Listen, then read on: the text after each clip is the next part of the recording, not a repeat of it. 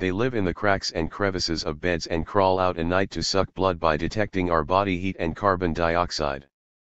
Now the much loathed bed bug is threatening to become even more of a pest because it is resistant to a common insecticide, scientists warn.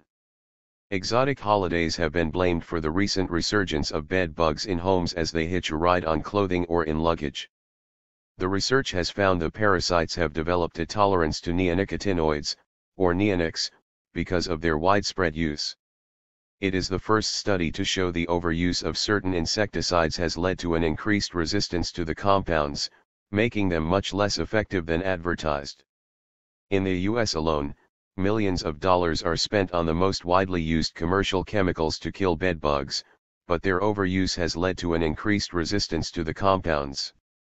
Assistant Professor Troy Anderson, from Virginia Tech College of Agriculture and Life Sciences said, "While we all want a powerful tool to fight bed bug infestations, what we are using as a chemical intervention is not working as effectively it was designed and, in turn, people are spending a lot of money on products that aren't working. Unfortunately, the insecticides we were hoping would help solve some of our bed bug problems are no longer as effective as they used to be, so we need to reevaluate some of our strategies for fighting them."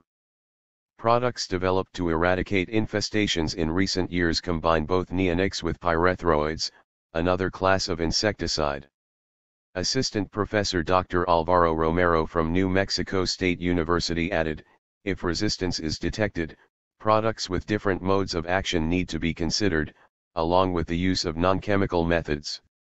Companies need to be vigilant for hints of declining performance of products that contain neonicotinoids.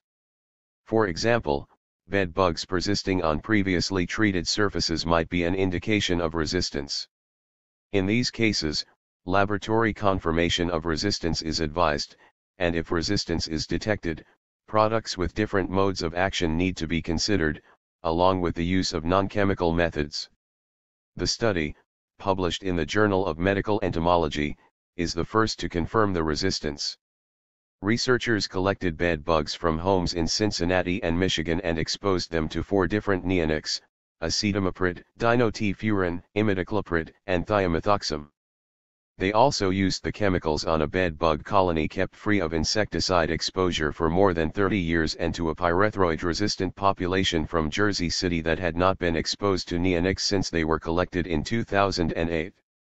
Those that hadn't been exposed to the neonics died after contact with very small amounts of the pesticide, while the Jersey City bed bugs showed moderate resistance to acetamiprid and dinotefuran, but not to imidacloprid or thiamethoxam. The Jersey City colony's resistance could be due to pre-existing resistance mechanisms. When exposed to insecticides, bed bugs produce detoxifying enzymes to counter them. The levels of detoxifying enzymes in the Jersey City bed bugs were higher than those of the susceptible Harlan population. Professor Romero explained, elevated levels of detoxifying enzymes induced by other classes of insecticides might affect the performance of newer insecticides.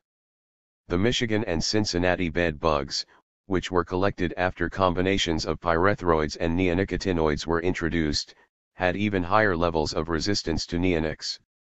It only took 0.3 nanograms of acetamiprid to kill 50% of the non-resistant bed bugs from Dr. Harlan's lab, but it took more than 10,000 nanograms to kill 50% of the Michigan and Cincinnati bed bugs.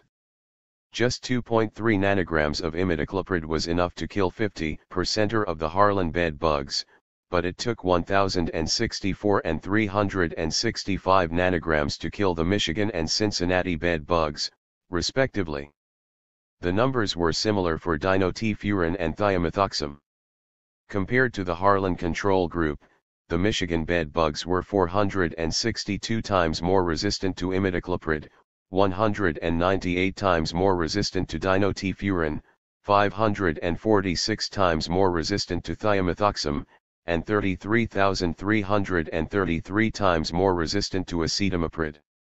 The Cincinnati bed bugs were 163 times more resistant to imidacloprid, 226 times more resistant to thiamethoxam, 358 times more resistant to dinotefuran, and 33,333 times more resistant to acetamiprid.